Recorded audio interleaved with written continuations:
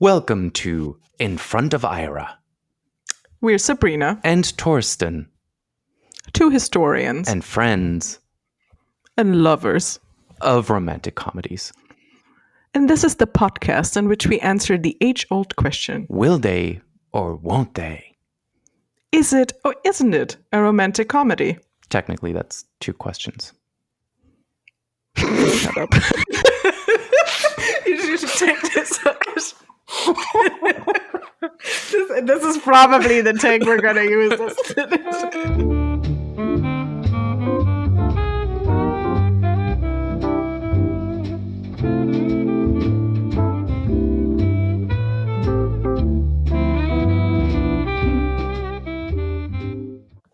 Okay, now I have an actual timer and it's doing something, I guess. Okay, and it's picking up my sound.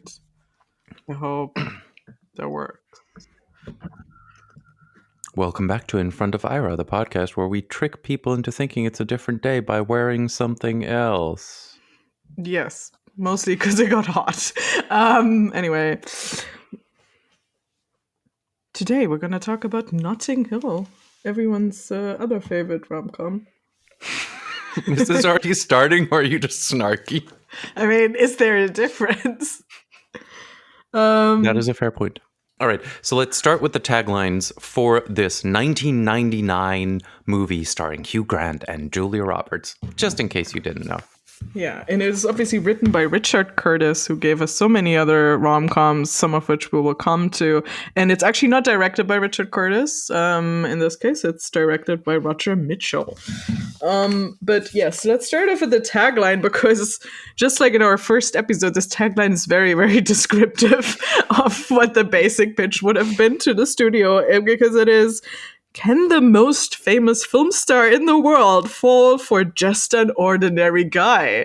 And as this is the summer of Barbie, it's just like, she's everything. He's just Hugh Grant, which is also my new fake tagline. My fake tagline is, what would you do if Julia Roberts showed up at your work? Good question.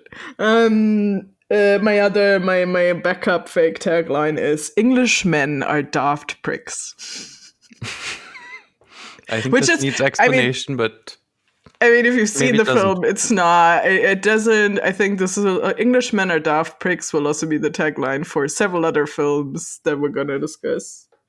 So we'll come back to it. But yeah, and obviously Horse and Hound gives it 5 stars. But okay, that's my favorite.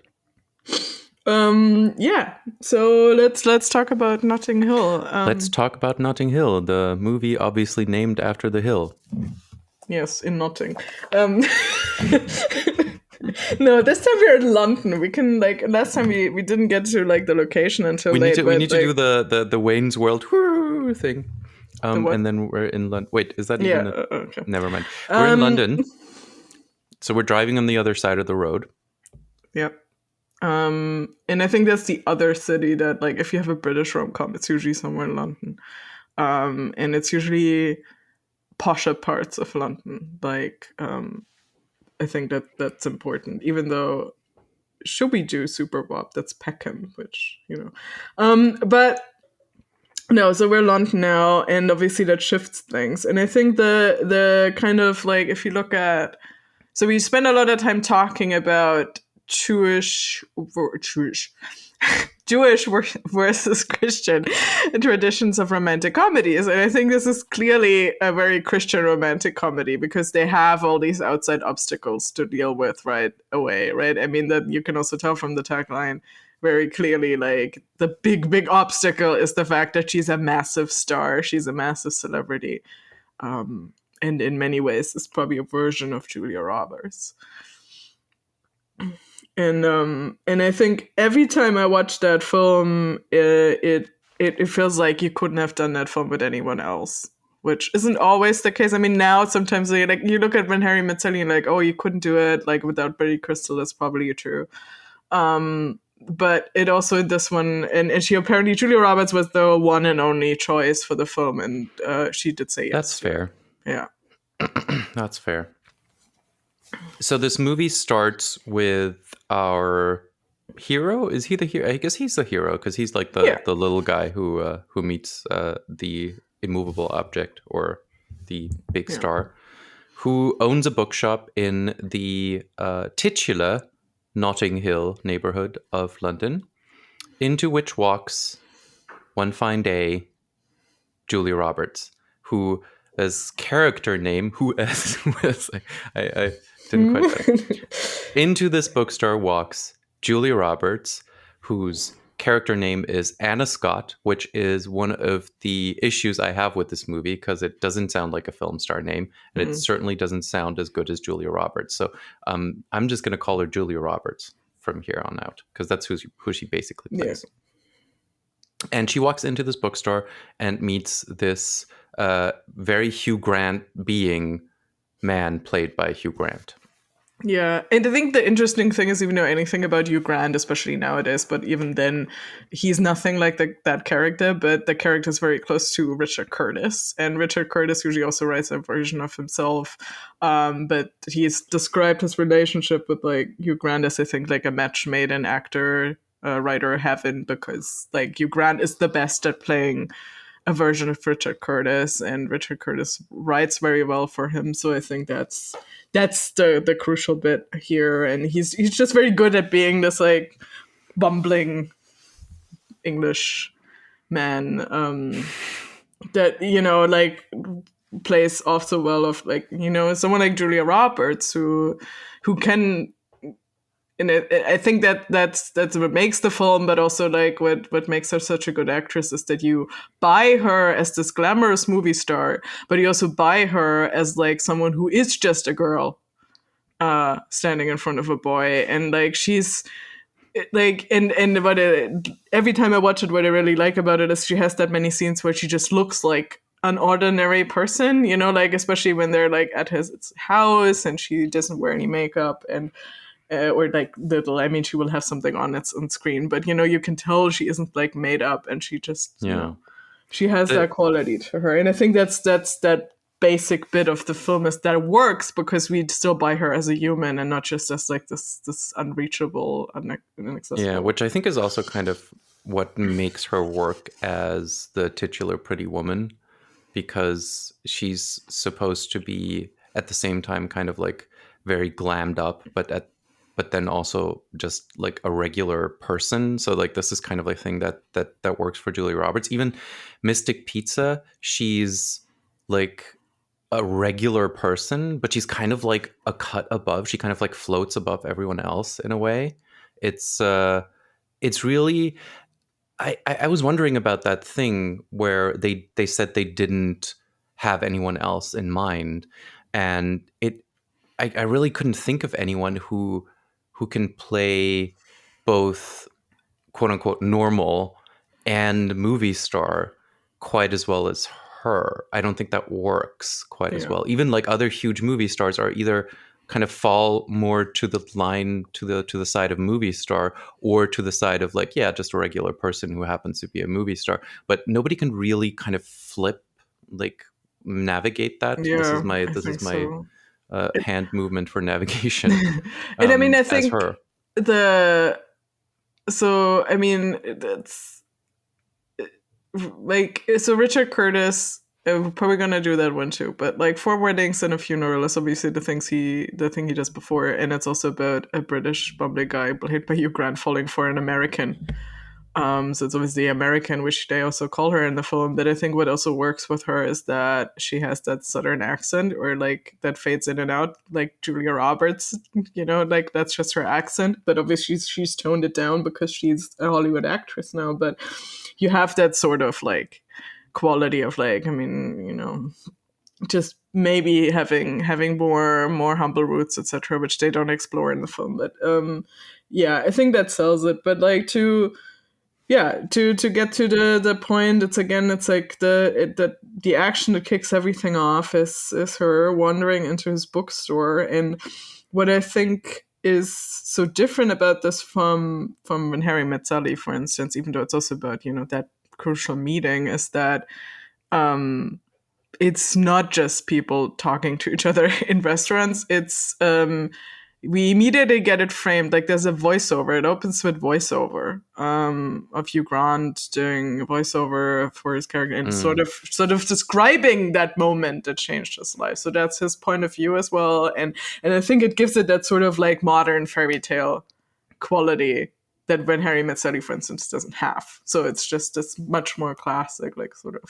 Yeah, you kind of grander. get. I mean, I have to say, like on rewatching this, I wasn't in love with the voiceover. It felt a little bit over explainy, but I guess maybe there was this whole thing like about him describing his neighborhood and like how he landed there with his friends and lives in the house with the blue door.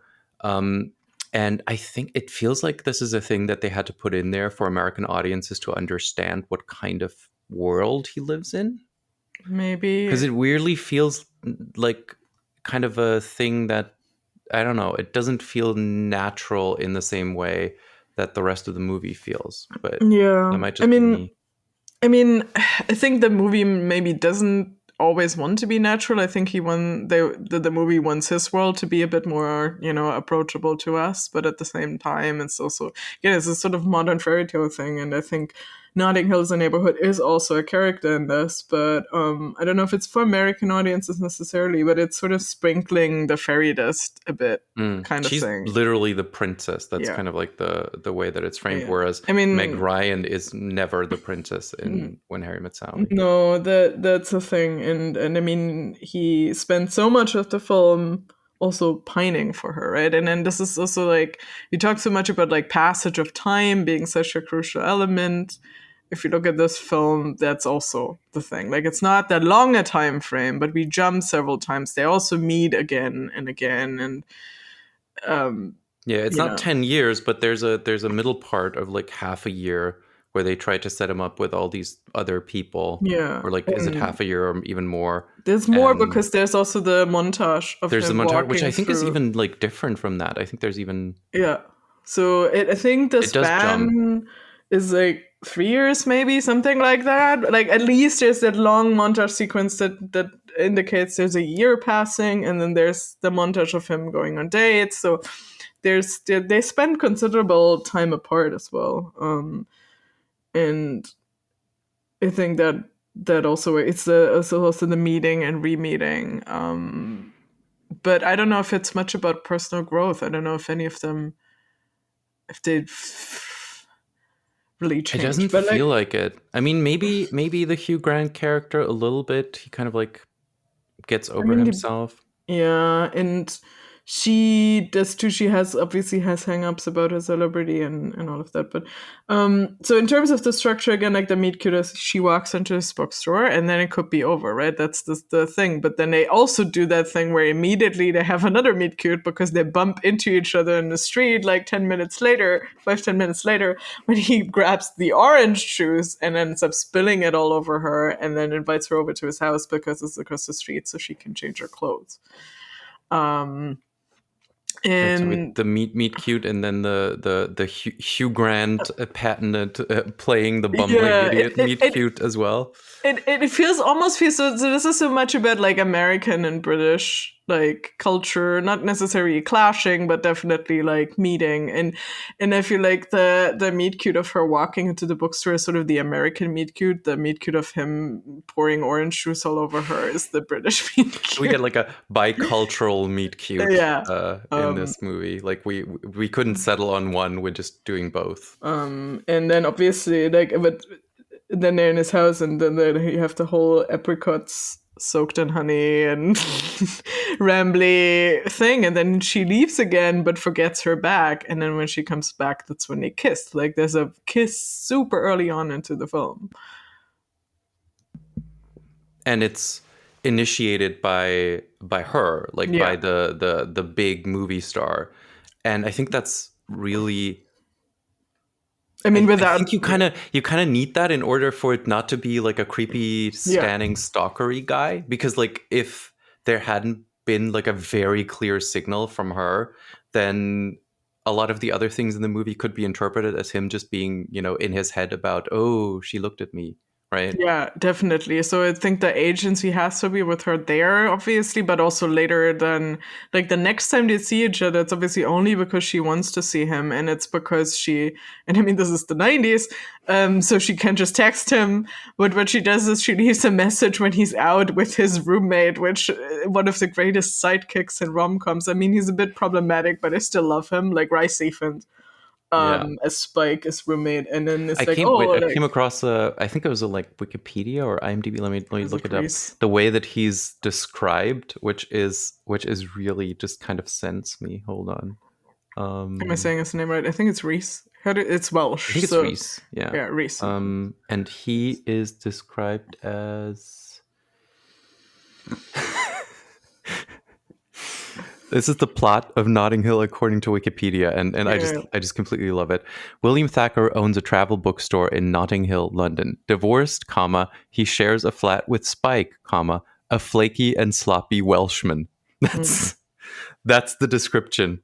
Yeah. I don't know who wrote that, Wikipedia people, but it is an all-time classic character description. Yeah. And I mean, he also gets the best intro when he's showing off the t-shirts he wants to wear to a date, which I still love. And then not much later, he has the whole "something is wrong with this yogurt" bit. And it's like, it's not yogurt, it's mayonnaise. And it's like, oh, well, that explains it. It keeps eating it, which is one of my favorite things. I mean, there's a lot of actually really broad humor in this that Mm, isn't in When Harry Met Sally, and we're just constantly referencing that because that's the other episode that we've done, and we're going to expand on references to other movies. But there's a lot of very broad humor which starts with the bumbling orange juice spill and the mayonnaise eating and all of that, which is a different kind of romantic comedy, and it's definitely a more popular one, I'd say, in yeah. comparison to When Harry Met Sally. And I mean, I think I think it is definitely very crucial that it's between like American and British culture, and because I feel like a lot of the more crude humor is also more British, at least in terms of mainstream. And I mean, that changes later, like in American rom coms, once you get to the early 2000s, and you have sort of these like Judd Apatow directed, written, produced, and Nicholas Stoll and Jason Segel and all of them. But it feels like at that point in time, like everything to do with like sort of her world and whatever, it seems more, I don't know, more classic, more polished, and that's maybe also the point of view of like of William Thacker, of Hugh Grant's character, and Richard Curtis by extension, of like him very much also like obviously admiring her, and her having like, you know, being this almost mythical figure as this super celebrity and popular actress. And I think whenever we see her be more humanized, that's obviously again when it starts working with that Julia Roberts does so well. Because like I think one of my favorite scenes is her and him, and when, you know, when her nude photos leak and she's at his house, and they spend this really nice evening together, and they talk about stunt bottoms and like Mel Gibson's bottom and whatever, you know. When she also gets to be a bit more crude, or, you know, you can tell, and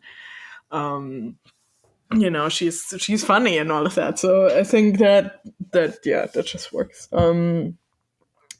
But yeah, I think if you really look at like again the passage of time, the time structure, it's actually kind of peculiar, even though it again has like a sort of three-act structure. Like there is the various meet cutes, then there's I think the difference is like they have I think the longer, it feels like the middle part is that bit where she stays with him, even though it's just that span of that one evening, and then after they go into because that's when they fight, and then you know, that's end with them fighting, and then it's back to him pining, and they're broken up, and they're not speaking, and they're not in contact, and then you go into the finale of setting up that they want to get back together, which is interesting. And but like they don't actually spend a lot of time. It's like, again, it's not when Harry said they don't spend a lot of time together. Like they have these moments. Like it almost feels like a kind of before sunset, before sunrise thing, where you just like have very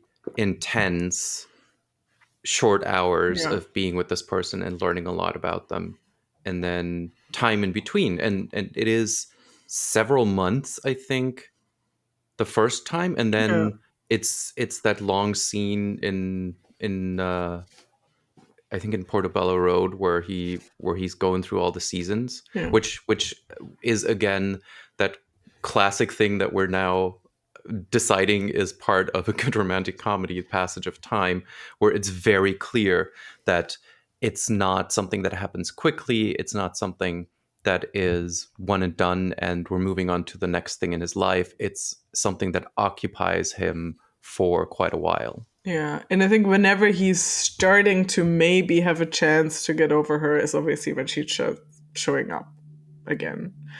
So it's the renewed thing of like this, and what's interesting to me also, they also did have several endings to this film apparently. So there was a version also where they didn't get together. That always seems to be the thing that they then move away from again. And so there's an early draft of the script that has so Honey, who's his sister in the final version. And Richard Curtis likes to write the quirky sister that sort of, like gets fleshed out, I think, over several of his movies till about time when she's the one with the actual, like, depression and suicidal ideation, which is sadly based on Richard Curtis's own sister. But he sort of likes to write his own sister. But there's an early version where that character is not his sister, but is a rival romantic love interest that he actually ends up with. So he ends up with the ordinary girl from across the street rather than the fantasy of the actress, which I think is interesting. I think that's, again, maybe the more British ending to it. Yeah, it felt like that. But it just feels like you can't set up Julia Roberts like this and then not be that, like, have that ending. I always wonder with these movies, with When Harry Met Sally as well as with this one, the idea of not bringing them together after doing a whole romantic comedy always feels like it's the first impulse if you're doing a romantic comedy, because you want to do a romantic comedy that's different than all the other romantic comedies. Then your first impulse is like, we're not going to get them together. You're going to think that we're bringing them together and we're not going to bring them together. And through the process of making the movie, either through studio notes or the people who are making the movie themselves realizing it's not what the story wants. The story of romantic comedy, with a few exceptions, really just wants people to get together. It wants that fairy tale ending, which also, like a fairy tale, is just it's a point in time. You don't know what happens after that, really, but you kind of are supposed to assume that these people are soulmates from then on. And that's just essential. It seems essential to the genre to actually have them end up together. And I think that's fine. Like, this is also why you watch that. And I mean, maybe some indie films can try to deviate from it, but even the ones that I've watched, they also don't. And I think that's, you can tweak it in other ways, but I think stepping away from the happy ending is ultimately like just a genre mistake. Like, actually, whenever I think a movie is going to do that, I already get annoyed because I'm like, that's not what I want to see. That's not what I'm watching. Like, if I want to watch that, I will watch a drama, like a romance drama, whatever. Like, again, like we talked about Casablanca. I mean, that is several genres in one, but like, if I want to have the tragic ending where one of them dies, then it can't be a rom-com. Or, if they like have other obstacles why they're not together, that's probably not the movie I'm watching. Yeah, and Casablanca is second time we're talking about Casablanca immediately, even though it's not referenced in this movie, it's not a romantic comedy. It's romantic and it is funny. And the romantic plot is kind of at the heart of it, but it's much more about everything else going on with these people's lives. It feels like a ship's passing at night movie. Or something like A Star is Born, whether it's the old one or the remake, but I'm thinking of the new, like Lady Gaga, Bradley Cooper one, where he dies at the end, actually, spoiler. but that's also not a rom-com. It was never sold as one. That's also a drama, and it's a romance drama. And I think people really get annoyed because something like 500 Days of Summer, I think people, just by who was starring in it and by how it was put out into the world, people assumed would be a quirky rom-com. We I talked still haven't about seen it. the manic pixie dream girl. Yeah. Should I spoiler you? Well, Yeah, I mean, you sort of already essentially, did. Yeah. it's not. It doesn't quite end up where you think it will go, and it has its own internal logic where that makes perfect sense, and that's where it was always going to go. But if you're being sold it, and I think a lot of movies that aren't rom-coms are sometimes marketed as rom-com adjacent, and then people are just going to be annoyed. Yeah. And that's the thing. But I think that's also the thing with like rom-com as a genre is like this. At some point, we have a few authors of this genre that you can also rely on, because you do know they're not going to at least break with this convention. They're going to maybe break other conventions, and they're going to sidestep tropes, and they should, especially at some point, like especially in more recent years. But they at least will sell you a rom-com, so you can count on them getting together. You might not see coming how, and you might not, and that's good if you don't, because then at least it's not completely lazy writing. But like, you still want go in and that this is where this is gonna go, and that's fine. Like, not everything has to be like a big surprise. I mean, I get most annoyed at television shows that end up saying, oh, we didn't give the fans what they wanted, we gave them what they needed, blah, blah, blah. We just wanted to subvert what everyone on the internet was already thinking it was going to be. It's like, no, like, if it's good writing, you actually do have an idea of where this might go. Like, you might not guess every twist and turn, it would be bad, but like, you have a certain expectation, but also based on the genre, and I think you should write there. And if you like just sidestep it to be like subversive or controversial, that's actually bad writing. Like, that's not where you want this to go. It needs to be a story decision. It needs to come out of the story. The story needs to need what happens. I'm not interested in like modern fairy tale Notting Hill if that's not, again, it's kind of already from the beginning with the voiceover, with the scene setting, with the fairy dust sprinkling. Like, if they don't end up together, what's the whole point? Like, and they do, obviously. And there's also this whole predictability, which obviously kind of goes back to theater and like the idea of what is a comedy and what is a tragedy, and kind of very broad strokes, because people also want these expectations to be fulfilled. Like, you don't want to be disappointed. You want to be surprised maybe, but you don't want to be disappointed in terms of what you expect of a genre. And I can't remember now where I read this, but somebody essentially made an argument that all of these romantic comedies and Hallmark movies and Christmas rom-coms that show up on Netflix are in essence serialized. It's a thing that you can put on and you can kind of rely, with a few slight changes and details that are added or subtracted, that it is going to be what you expect it to be. And that is what people are coming for. Kind of like you can put on an episode of a 90s sitcom and you can kind of see what's going to happen, and that's what you want. So there's a certain need for these things to work in a certain way.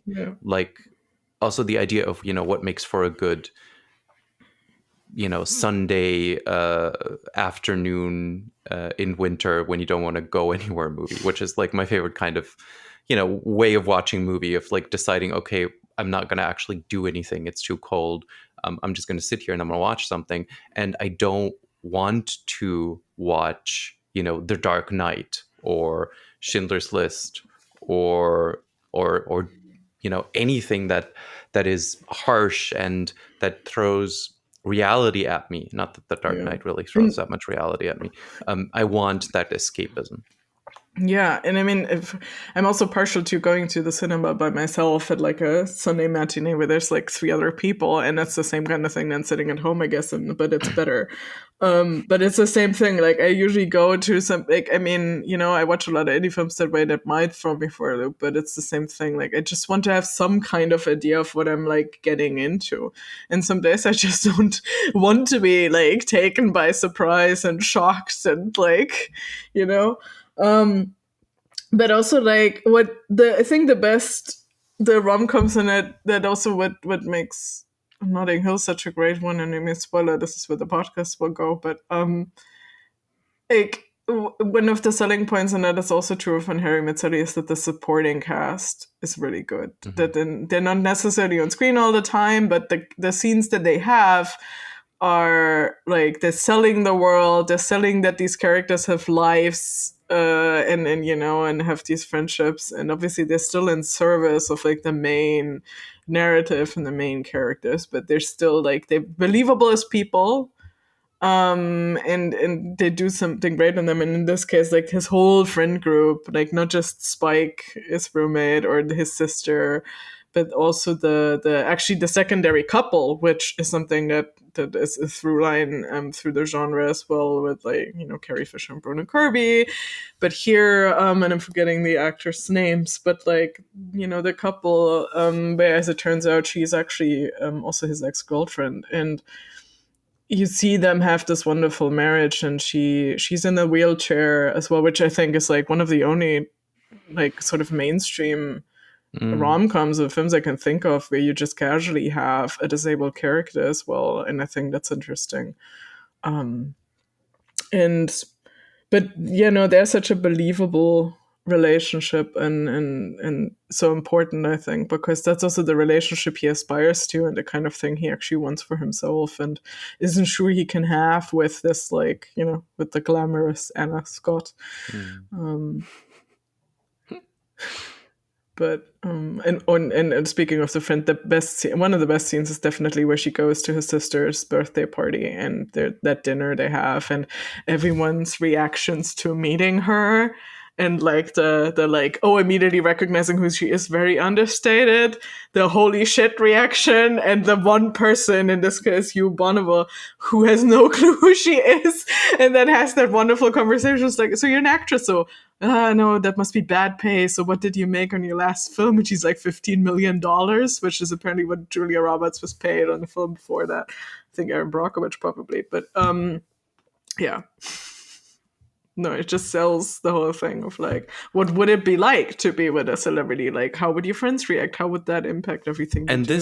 this movie has, when it comes to supporting cast, it has an extensive supporting cast with like a ton of cameos as well, because it is also, while venerating this idea of the Hollywood star and certainly reproducing all those tropes, is also kind of making fun of this whole thing, and the way that the movie promotion goes, where he goes for Horse and Hound magazine. All of that stuff, like you see actual movie stars or people who you know very well from other things, just in like little bit roles that really flesh out that this is a world in which all of this happens. That are really remembered as being something that's really well constructed. But I think crucially, it's not cameos. Like, it's not people playing themselves. Like, Alec Baldwin is in this as her unlikable boyfriend and then ex-boyfriend, but he's not Alec Baldwin. I mean, I think it definitely was important that it is Alec Baldwin and people recognize him, but he's not playing a version of himself. And I think that's different from like having actual like. I mean, he's not playing a version of himself. He's playing a version of an Alec Baldwin character. I kept wanting him to say Lemon.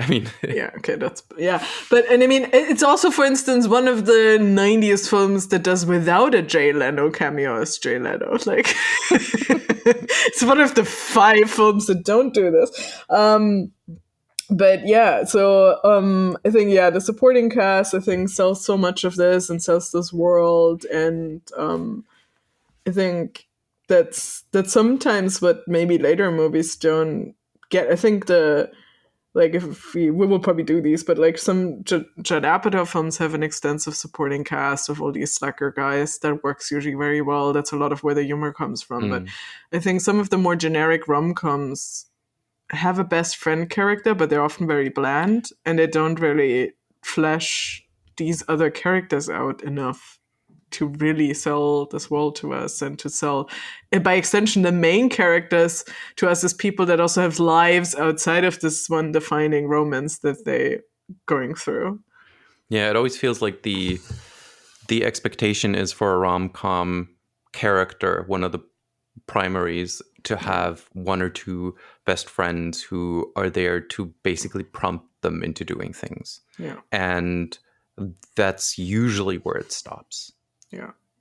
And I mean, here, they're still crucial to also help him figure this out. I mean, at the end, when he turns her down after her whole, oh, I'm just a girl standing in front of a boy. And then he actually turns her down. And then goes to his friends and is like, oh, this was a good decision. And they're all sort of like, yeah, that was a sensible decision. You can already tell they're not really believing this, but they also want to be supportive of him.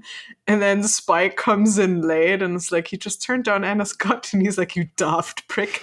And it's like, yes, thank you, you know? And I feel like we don't have enough films where someone just is like, you daft prick, what the fuck are you doing? You know, like sometimes you need someone to do this to you. And then you have the big car chase, like not car chase, but like them racing off to try to catch her at the Ritz. And then she actually does a press conference at a different hotel. And then it's the big moment at the press conference, which again is which very is different. it kind of like their version of the race to the airport, which is it always to me felt not quite as pressing because it's a press conference. It's going to go on for a bit, so the kind of ticking time bomb thing never quite. Although, I mean, we do know way. she's gonna leave right after, so we do know this is her last day. So it's sort of like the airport, it just but felt instead like of you going have to like Heathrow, it felt like you have like maybe a half hour more. Like you could have taken it a bit. I mean, I think the reason why it's probably not Heathrow or like airport is also because they wanted to hammer home that this is again like in the realm of like celebrity. It had to be this big room full of people and journalists and the public. So what I've been thinking about a lot is with this film is not also just American and British worlds like clashing, but it's also but again sort of the public and private spheres, because she doesn't really have privacy a lot. Like that's the whole package deal of being that famous. Like we have that whole nudes leaked storyline and the fact that the paparazzi followed her to the house with the blue door and then get more incriminating pictures of her, and that is obviously one of that's really the big obstacle here too, because I mean they can go out, but whenever they go out, they know someone will be there. So whenever they find certain private corners, which is also why their private garden, which I think is in Kensington somewhere, is so important, why we see them end up there. Oopsie Daisy's Commons, you mean? Yes. Oopsie Daisy's Common is what it's known as. Because like they have to craft out these like private little spaces, which is also why that sort of extended scene of her staying with him and doing running lines on the rooftop, and Bill fleshing out their world. Fun fact: this movie reintroduced me to the phrase "oopsie daisies," and I started using it in an ironic way, and I have not been able to stop. So like since and remember you once said this to me years ago, and I couldn't stop laughing for several minutes. It just kind of stuck in my vocabulary, and it is actually a useful phrase, but I can never say it without thinking of Hugh Grant in Oopsie Daisy's Common. And nobody believes you that you mean it ironically.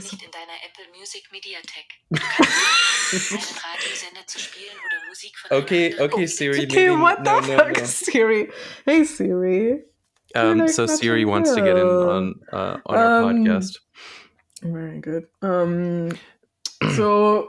So we have we've covered a bunch of the really important things here, which are the principles. They need to work. The chemistry also needs to work. I think we didn't really discuss that, but it's kind of just it does work, and that's important, because if it didn't, then even if it is Julia Roberts, if she's playing against a wall, there's nothing there.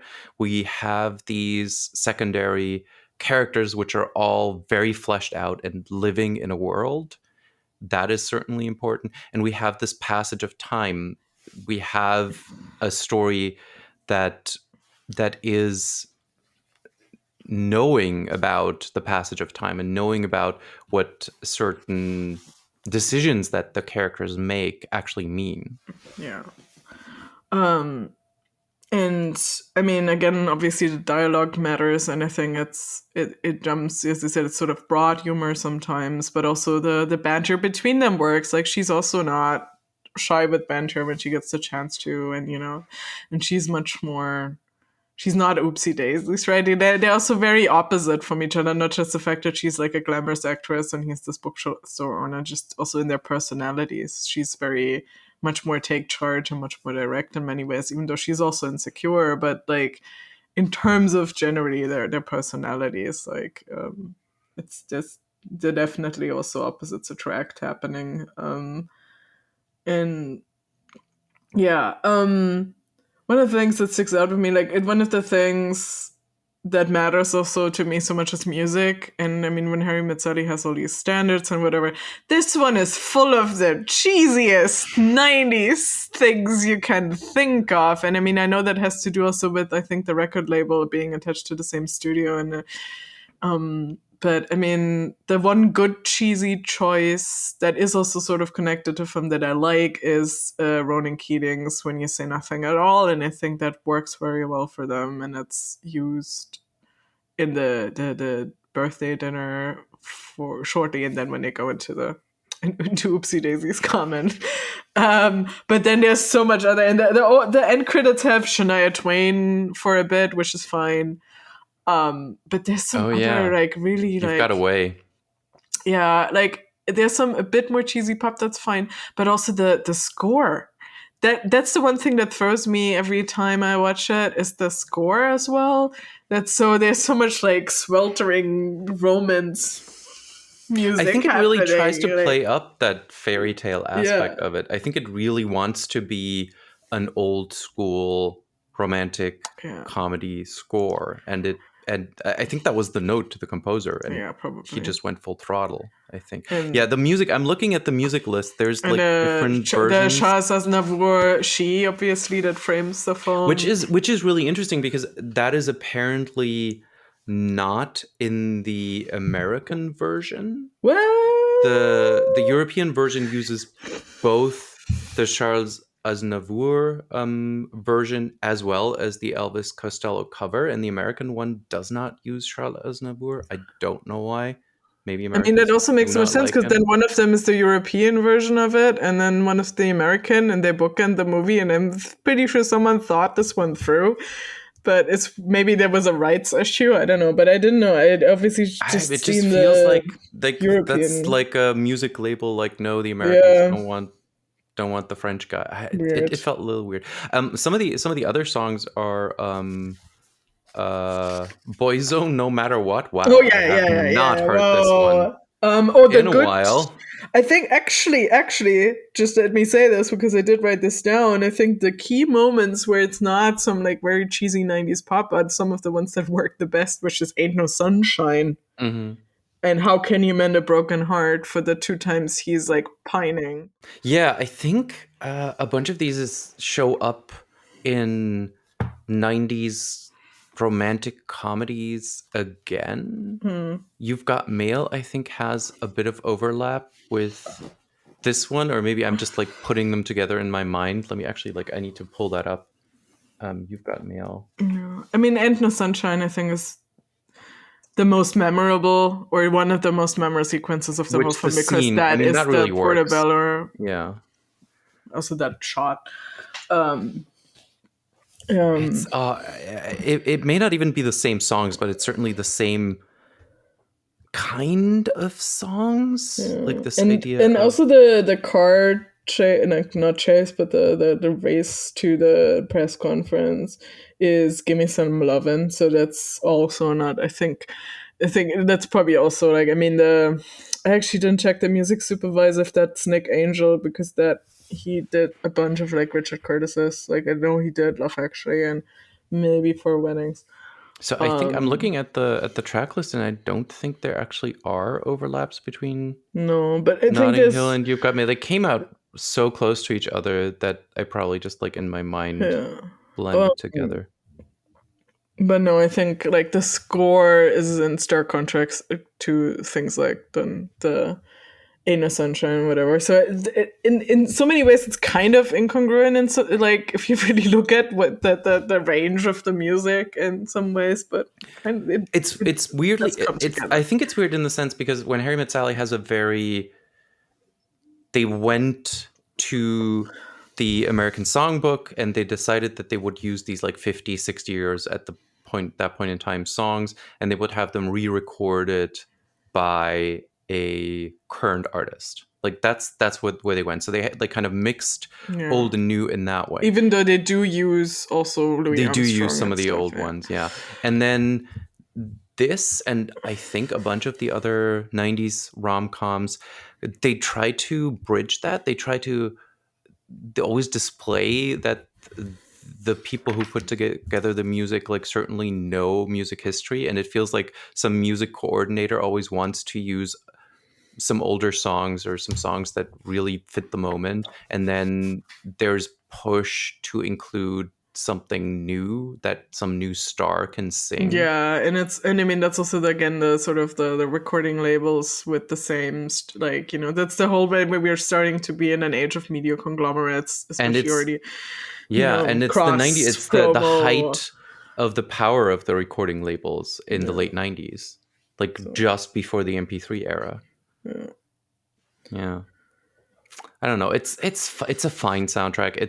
It feels incongruous at times, and I don't think I've heard any song by 98 Degrees since, but it's fine. It works for the movie, and it has when you say nothing at all, you've got away, and ain't no sunshine. That's fine. Like to Yeah, me, no, that's those fine. are there's really good choices, and it's just like if you think about it. Um, Oh, it also has From the Heart. Oh, geez. Okay, yeah. yeah, yeah, and that's in the credits. I think right after Shania, she gets like 30 seconds, and then we cut to the worst thing, which is From the Heart. But this is usually when I turn off. Like I do like to watch credits, but I already know this one is coming, and I've seen it so often that I don't need to watch that whole thing. Yeah. I mean, like, if you wanna like talk about reviews, I think this is also interesting. Wait, where are my notes? I feel like we're gonna go reviews wise. We're gonna go along with Roger Ebert again, which is interesting because when Harry Met Sally, he also gave it a relatively good review, Yeah, what do and you he have did for for him? this as well. I don't think I have him. What did he say? So Roger Ebert, and this is the back in the Chicago Sun-Times days. Yeah, He says, where are we? I think even in '89 he was doing Chicago sometimes. Like that's where I pulled this. The movie is bright. The dialogue has wit and intelligence, and Roberts and Grant are very easy to like. So he's again doing the thing where he actually thinks about chemistry and casting much more than I think a lot of other Yeah, reviewers, which I feel like I've noticed with Roger Ebert reviews. I feel like he is usually in line with generally how a movie is appreciated, but he always does his own thing in terms of certain things that he finds matter more than others do. yeah, and I And I mean, I think think casting and chemistry are always up there. yeah, I mean, rom-coms like depend so much on the chemistry of the reads and like of the leads, and there's so much importance to like chemistry reads. And there's been lamenting that apparently some people don't do this anymore, and a lot of casting for rom-coms has been changed to this is who's hot right now with this is who's hot right now, rather than putting them properly in a room together and figuring out if people would believe in them. Like it varies, but like some of the worst romantic comedies of the recent years are just like, oh, this is Chris Pratt and whoever, because it's Chris Pratt, Yeah. and This so is that's also, I believe, one of my things that I've noticed about rom-coms is that a lot of it for me, whether the chemistry works or not, is depends on the male lead. And if the male lead is just kind of one of those basically right out of central casting pretty boys, like this is what you order. And a lot of American rom-coms have that kind of like a very square-jawed, good-looking 1960s almost type of guy, then it's an uphill fight because it's I yeah I have much more trouble kind of believing that. relationship, and that may have something to do with the way that these types of characters are usually portrayed as not emotionally available, as not interesting characters by themselves. So that might have something to do with it, but it matters a lot. I think also that, like, again, it's like Jewish tradition of like, oh, the inner neurosis of the character stubbornness, and I feel like that works better if the main lead is not like some Chris Pratt, or generally every rom-com works better if Chris Pratt is nowhere Chris near Pratt. it. No, but like also any like, I mean, I love Chris Evans, and I do think he's actually a decent actor. But also that's the thing, like you can't just put Chris Evans next to another like hot actress if they don't also have chemistry. I mean, like, that was a lot of thing. people's like issue with Ghosted, which has other issues. I'll grant, but I was ready to forgive that because it's Chris Evans and he's just very likable. But it is true that the chemistry wasn't quite there. Yeah, and there's also been rumors that some of the scenes, for whatever logistics reason, they didn't even shoot them in the same room and whatever, so that won't help chemistry on screen. Like, that's just not how any of this should work. But yeah, so I think that's obviously like I think you can actually like you can have a decent rom-com that is objectively a bad movie if the two leads are really great together.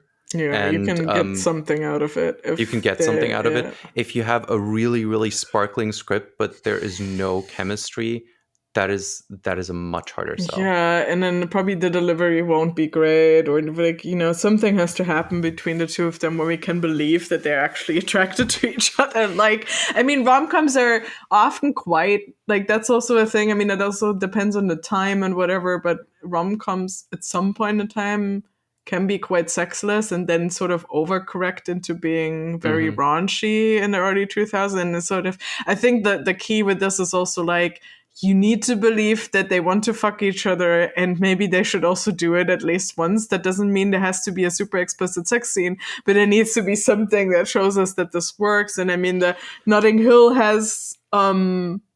Like, I mean, we cut out usually the usual like mainstream audience PG whatever rating it would be. Probably, I don't know what PG's. Yeah, it's definitely a low PG rating, but like. And there needs to be something there, and it does help. Or the kiss, like also that first kiss that they have is just you can sort of believe that there's something between them, and otherwise that just doesn't work. Like, it's just not a believable premise at all. So yeah, this movie though. Yeah. So yeah, the reviews, as I said, like Ebert focuses on chemistry. I think that the worst ones I've seen, also funny enough, like similar to what the issue with When Harry Met Sally, where they like compared it unfavorably to Woody Allen. In this case, they all compared unfavorably to Four Weddings and a Funeral. Because they're like, oh, he's just doing Four Weddings and a Funeral again. And I think, yes, there's common ground between them, but that's actually unfair, because I think it's still, the premise is still different enough. And I think it does different things. And yes, it has some of the ingredients, because some of the ingredients work. But again, that's also ingredients of the whole genre, and rather than a writer copying himself, I think. Yeah. So I mean, it doesn't have Four Weddings, and it also doesn't have a funeral. So yeah, it's different. And a lot of some people found it just overwrought or just too kitschy. It's kind of funny because like I have this almost jokingly at some point was talking. I think I was either talking to you or someone else about how every rom-com on IMDb has a 6.2 rating. Yeah, and I think that really comes down to some things that work for some people and they don't work for other people. And it's perfectly fine to make the movie that is a 10 for like 30% of people.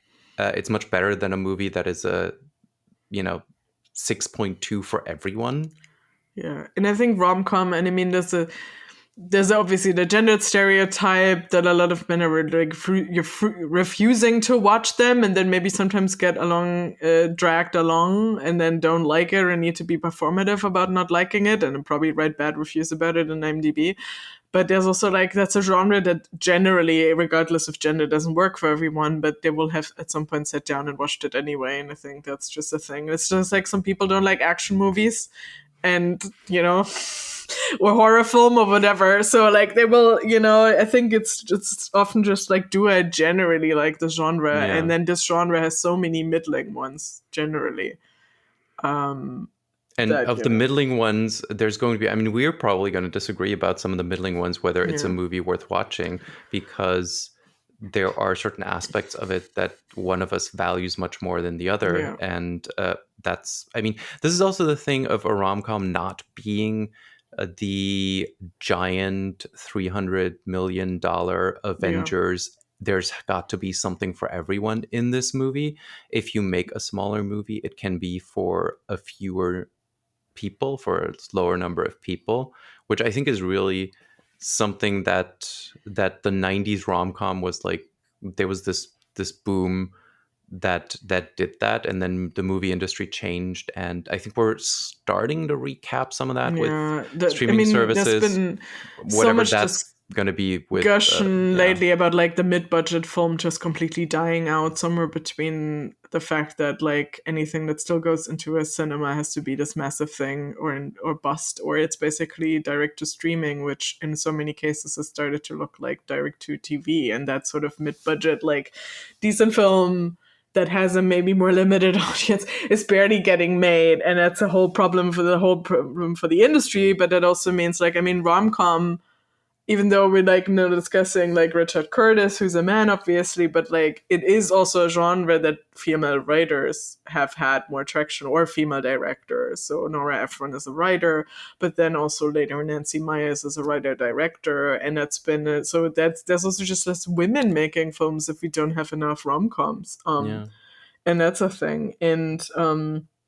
And I think one of the best reviews actually about the film is from the San Francisco Chronicle, that says it's actually about something, and that set it apart for them, that it is a rom-com that also has maybe something to say about the world that we're in, outside of like just telling this love story. And it's obviously about celebrity and about all of these things, and I think that's true. And so yeah, it's also something that people are interested in always, otherwise they wouldn't go to the movies, right?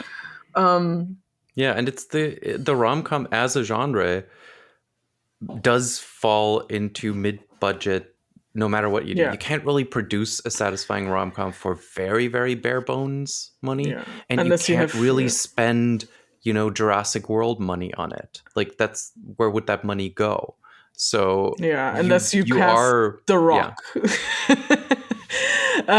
But still, I mean, like it's going to up the whatever cost by maybe $20 million, but not by 300, right? Like there is a physical limit of how much money you can spend and have it be a kind of quiet little film.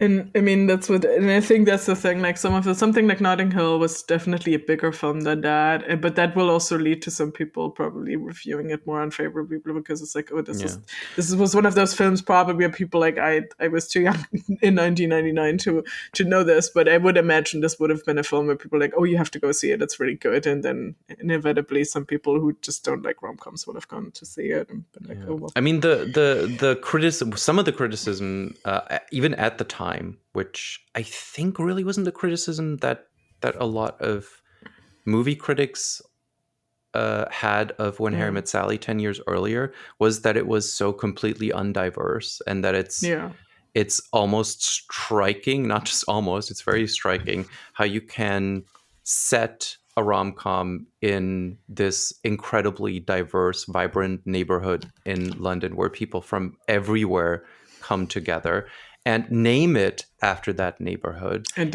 your experience is middle-class white people, all of them. But again, I mean, it's surprising. that criticism did exist about When Harry Met Sally. We did discuss that it's just this very niche thing, but it's probably worse 10 years later in this neighborhood, and you know, and the other thing, like some of the things, like I mean, I love the film.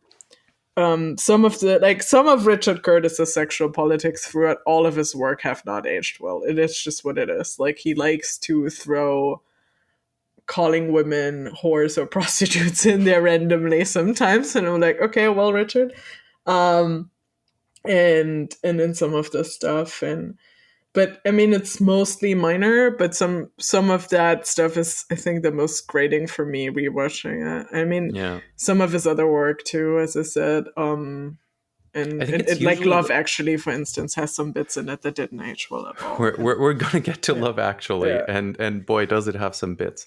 I think the thing that usually dates a movie in the sense of like, oh, can't do that today, much more than anything else, isn't really tropes or Yeah.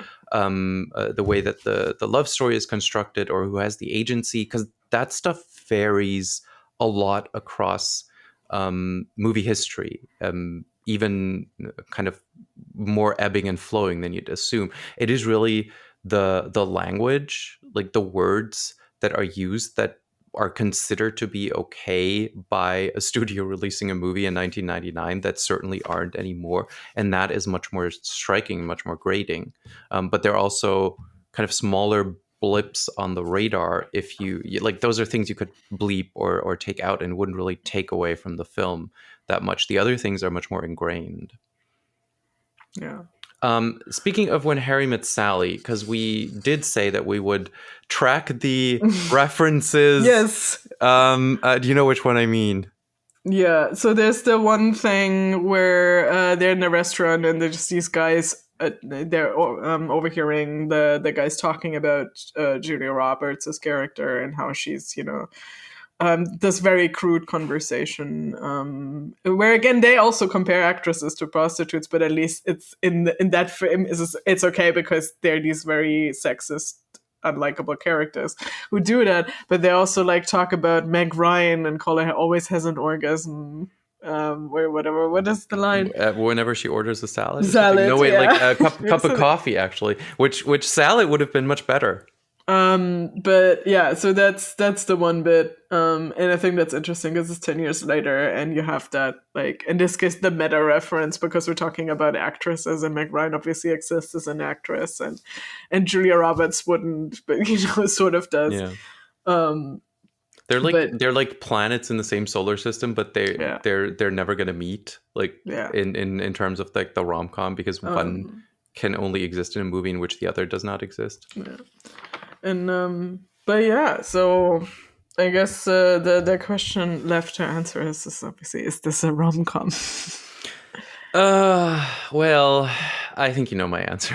Yeah, I think so too. And I mean, we're sort of intentionally also using the most standard rom-coms in the beginning of this podcast too. But why is it a rom-com? I mean, to me, again, like we've discussed this sort of, so it's again the chemistry between the leads that also hinges on a lot of the dialogue, but like that's there and that's believable, and we have these, in this case again, several meet cutes, but like it's about the meeting of people and how meeting changes their lives, and that's a central plot point for these always. Yeah, and I think it's much more, again, it's leaning much more into like fairy tale than it does into like screwball or whatever, but it's a very classic romantic story with 3 acts, and again it has that happy end, even though apparently people were discussing for it not to. But again, it's like, it's not a romantic comedy to me if it's not romantic and funny and does end with a happy end, like, and that happy end has to have them get together. Yeah, So. I mean, the happy ending to me is not as essential as the fact, again, that it is a story in which the romance is the central thing, and it certainly is here. And it is a movie that is supposed to, like, again, like I said, it has to try to be funny, because again, like, if I'm not laughing, it doesn't mean somebody else might not be laughing. But I was definitely like, the most of the humor comes from Hugh Grant being that Richard Curtis character, Yeah. and from the secondary characters who, and it works because it feels real. So that is really funny. A lot of this humor is, like we said, some of it is quite broad, but some of it is also very, very natural. Like, this is exactly what would happen if you put somebody who is like that in a situation with somebody else who is like that. So that works. And again, it's about a relationship that builds over time, and the time is referenced, the time frame is referenced. It is very noticeable how the passage of time plays a huge role in this movie. Yeah, so this is, to me, one of the classic romantic comedies of this era, and actually really one of the best ones, I think. Yeah. And it's, I guess, 5 out of 5 oopsie daisies, or 5 out of 5 popcorn thrown 5 out of at 5's prescription. 5 out of 5 orange juices spilled For, at Julia Roberts. yeah, and Horse and Hound gives it 5 stars. Yes. This is it. So I think, Yeah. it's that. So that's our take on Notting Hill. And I want to commend both of us for not having gone into horrible British accents along the way. Oh my I think God, no. that took a lot of doing.